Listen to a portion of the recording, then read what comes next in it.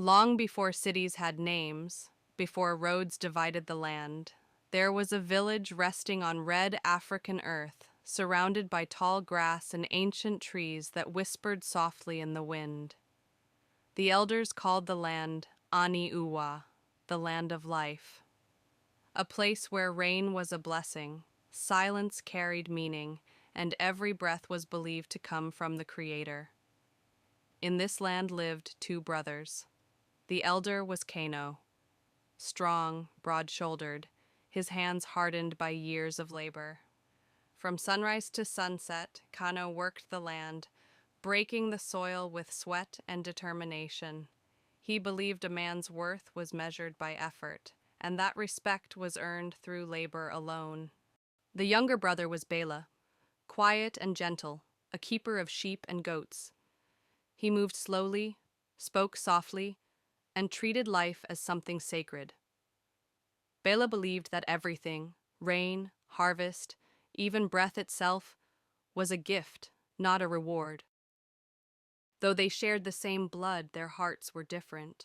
Every season, the villagers gathered beneath a great iroko tree to offer gifts to the Creator, thanking him for protection and provision. It was never meant to be a competition, but a moment of humility, a reminder that no one truly stood alone. On the day of offering, the village grew quiet. Even the wind seemed to listen. Bela stepped forward first. He brought his finest lamb, clean and healthy, not because he was asked, but because his heart believed the Creator deserved the best. He bowed low and gave thanks with sincerity. Then Cain approached. He brought crops from his farm, yams and grains, gathered without care. In his heart, Cain believed his hard work alone should be enough.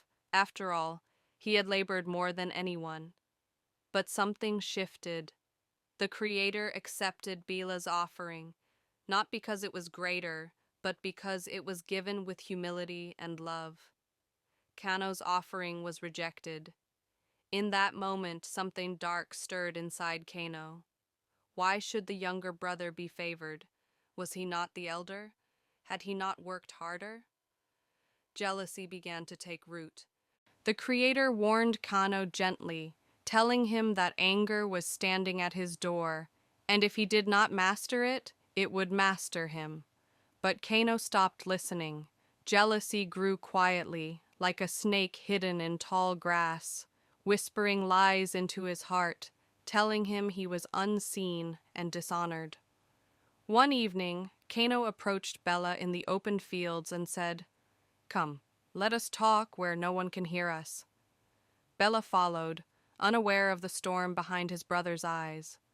There, on the same red earth that had fed them both, anger took control. Brother turned against brother, and the land fell silent. When the sun set that day, only one brother returned. The Creator asked Cain, "Where is your brother?" Cain answered, "Am I my brother's keeper?" The Creator replied that Bela's blood cried out from the ground. In that moment, Cain understood the weight of what he had done. The land he loved now carried his shame. Cain was not struck down. Instead, he was sent away from Ani-Uwa, condemned to wander. The ground no longer welcomed him, and peace no longer followed his steps.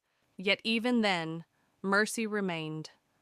The Creator placed a mark on Cain, not as approval, but as protection, so he would live long enough to understand the cost of envy and the destruction of unchecked anger. And so the elders still tell this story. They say jealousy does not begin with hatred. It begins when you compare your journey to another's. They say the Creator does not look at what you give, but at the heart behind it. And they warn that when anger knocks at your door, you must answer with wisdom, or it will enter and destroy everything you love.